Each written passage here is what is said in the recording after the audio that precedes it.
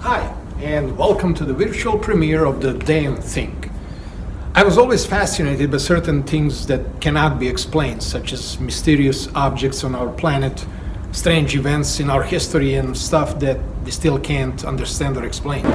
Ambrose Bierce was a journalist and a writer who was also interested in unknown. His short stories from 100 years ago contain the elements of mystery, science fiction, horror, and some dark humor. The Damn Thing is one of those short stories. So when I first read it, I loved its theme.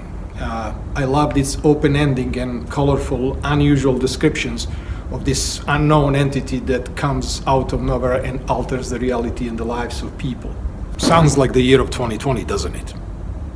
It makes you think about the world around you, so grab a drink and watch our little indie, micro-budget, non-Hollywood take on Ambrose Bierce's mystery and try to figure out the damn thing.